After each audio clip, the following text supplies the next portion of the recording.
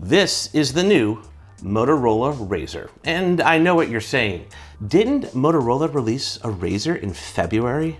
Yes, they did. But this one takes the problems and the nitpicks of that phone and attempts to fix them.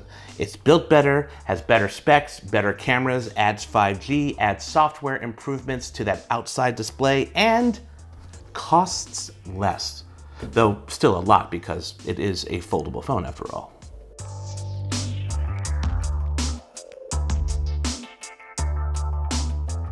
My first impressions are that this new Razr is a solid refinement for the better. So let's go hands-on with the Motorola Razr in my kitchen.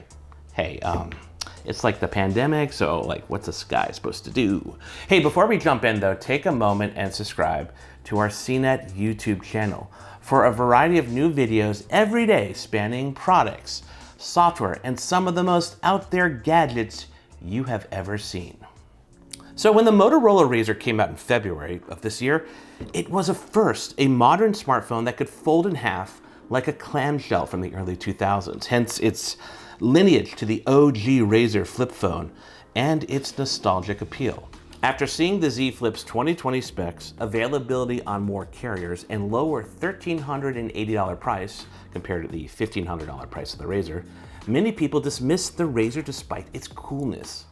But it's funny how things can change in 6 months. In August, Samsung added 5G to the Z Flip and released the Galaxy Z Flip 5G for $1,450. And now, Motorola made numerous refinements inside and out to the Razr, including the addition of 5G support, updated specs, and new hardware, and released for, well, all intents and purposes, an entirely new phone. And all while dropping the price to $1,399. That's $50 less than the Z Flip 5G. And get this, the Razr still seems cooler than the Z Flip 2.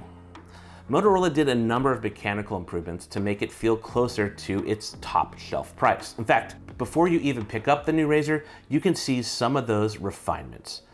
The nostalgic Razr chin is more tapered and sleek. This new design has a hint of Motorola StarTAC essence. The back is no longer plastic but glass, which looks premium in the polished granite version I got my hands on. And speaking of that, when I pick up the new Razr, it feels solid. And that's because the body is made of aluminum and covered in glass on the front and back.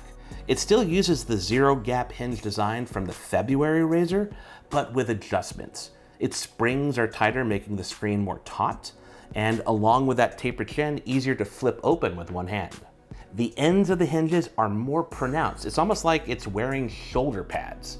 It not only looks good, but in my hand, the hinge shoulders nestled instinctively between my thumb and index finger for a solid grip.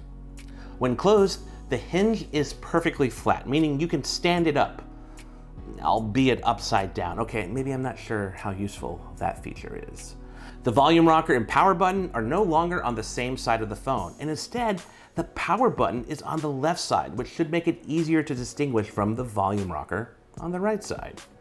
And one of my favorite improvements on the new Razr, at least the one that I got to go hands-on with, it doesn't squeak like a leather baseball glove when it opens and closes. That is huge, because the review unit I had in February squeaked loud. The new Razr is designed to be in either the open or closed position. There's no Z Flip flex mode here.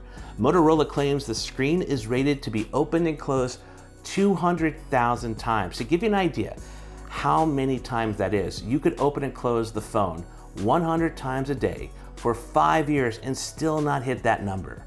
It has a 6.2-inch internal OLED display, and it's made of 5 different layers with a hard coating on top. Now, in certain lighting, when the screen is off, you can make out the edges of the steel plates that are at the top and bottom behind the screen.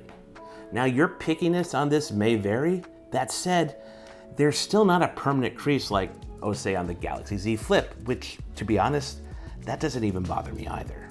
The top of the Razr display has a Motorola bat-wing-shaped notch, which houses an upgraded selfie camera with a 20 megapixel sensor.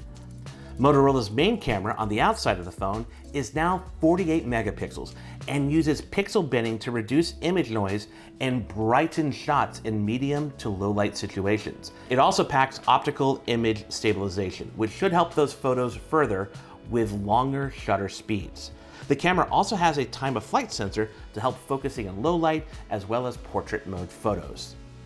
Powering the cameras and the phone is 8 GB of RAM, a 2800 mAh battery with 15-watt turbocharging, and a Snapdragon 765G processor. And yes, the G stands for gaming. The battery is bigger than the one in the February Razr, but not huge when compared to other non-folding phones. Motorola said that the use of the Razr's exterior display helps reduce the strain on the battery. Now that's just something we're gonna have to wait until we can test this phone, especially considering that it also has 5G to see what the battery life is like. The new Razr has 256 GB of storage and runs Android 10, which brings a slew of new and useful features, especially to that exterior quick view display. When the phone is locked and closed, just wave your hand over the phone or tap on the power button to use the outside screen in peak display mode. This lets you see notifications by pressing and holding on an icon. Now, if you swipe up while holding on the icon, you can see more notifications for that app, or send a quick reply, or give a like in Instagram, for example. But when the phone is closed and unlocked, oh man, the quick view display turns into a mini Android phone. You can swipe down to get the control panel, swipe up to get the notification shade, swipe to the left to go to the camera, and swipe to the right to see and use apps that you've selected. You can use apps like YouTube, Facebook, or Gmail on the petite display, complete with a mini keyboard. Motorola even threw in an addictive game for the display called Astro Odyssey. Honestly, it has the best music.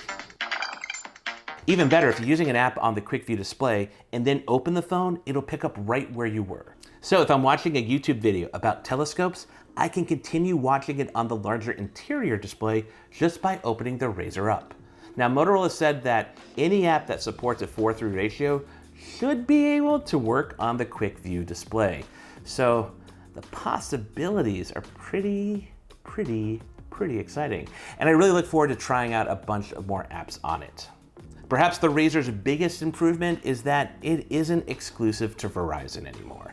You can get an unlocked version and use it on the likes of AT&T and T-Mobile.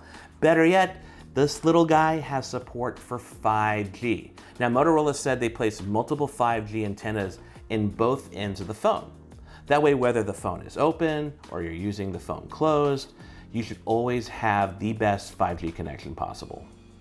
Now, while the current state of 5G in the US is a mix of hype, hope, and whatever the opposite of harmony is, that doesn't mean that 5G networks won't grow and become more robust over time.